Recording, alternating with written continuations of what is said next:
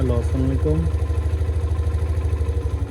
স্বাগতম সবাইকে আমার আর একটি ভিডিওতে, নতুন একটি ব্লগে। আজকে আমি কথা বলবো হিরো এক্সট্রিম 125 নিয়ে।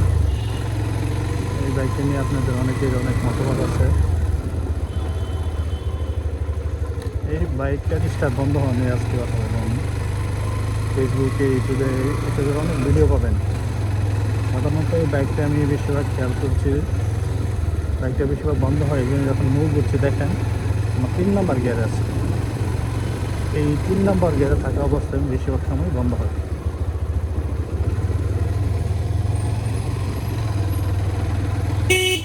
আমার এই বাইকটা খুবই কম বন্ধ হয়, আমি বলতে গেলে বন্ধ হয়ই না বললে চলে।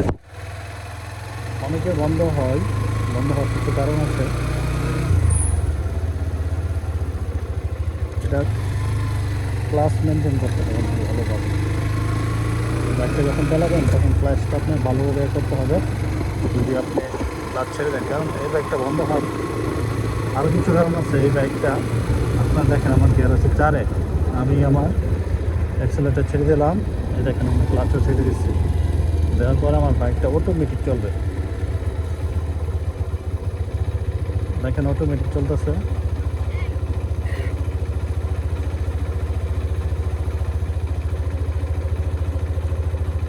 এটা 3 নাম্বার গিয়ারে এই 15 গতিতে চলবে। যত আমি গিয়ার বাড়াবো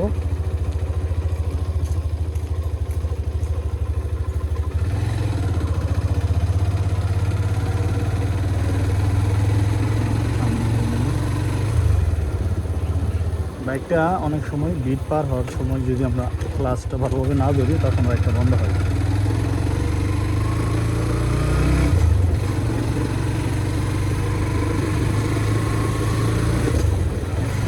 গিয়ারে আছে 5-এ, এখন আমি আমার ক্লাস ব্রেক সব ছেড়ে দেবো, অ্যাক্সেলেটার ছেড়ে দিচ্ছি। দেখেন এখন 25, 26, 24 এই স্পিডে অটোমেটিক চলবে। তখন অনেক সময় দেখা যায় আমরা গিয়ারটা পাল্টানোর সময় বন্ধ হয়ে যায়।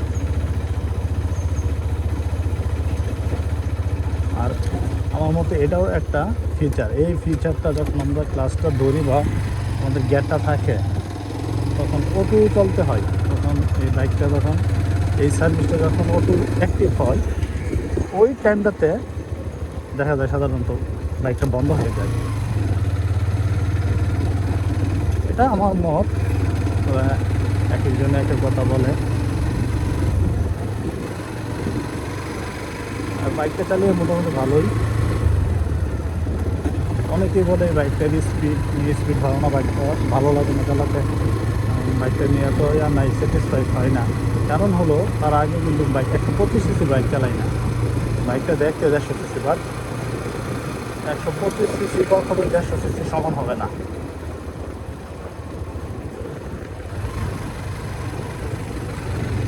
দেখেন আমি এতক্ষণ আপনার যে বাইক চালাইছি এর মধ্যে আমার একবার জিনিসটা বন্ধ হয় নাই। আমি প্রায় 2100 কিলোমিটার, 2150 কিলোমিটার চালাইছি পর্যন্ত। আমার বাইকটা মনে হয় 15-20 বার বন্ধ হবে।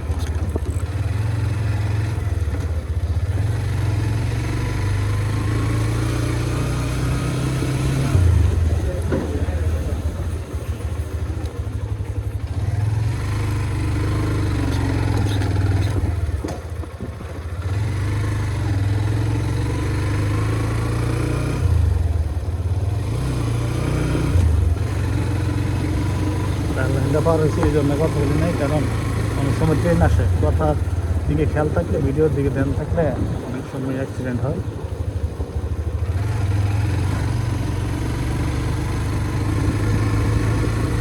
আসলে যে কথা বলতেছিলাম যে 150 সিসি,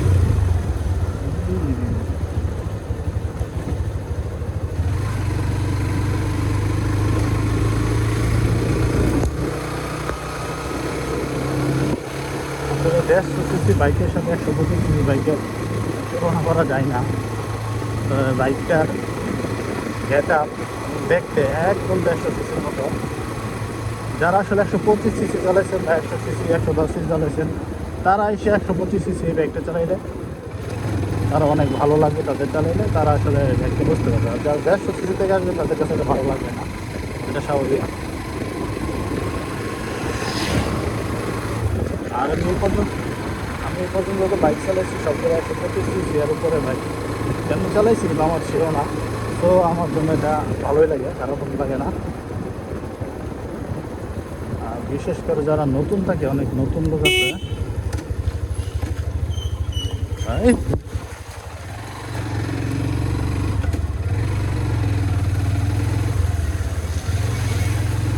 বলতেছিলাম, অনেকে আছে নতুন নতুন বাইক নেই, তারা সেটা চালাইতে গিয়ে তাদের এই স্টার্টটা বেশি বন্ধ হয়। আর এফআইএস সিস্টেমটা একটু অন্যরকম। আর আমারটা প্রথম মতো একটা সার্ভিস হয়েছে, আর অনেকের সার্ভিস করানোর পরে এটা ঠিক হয়ে যাবে।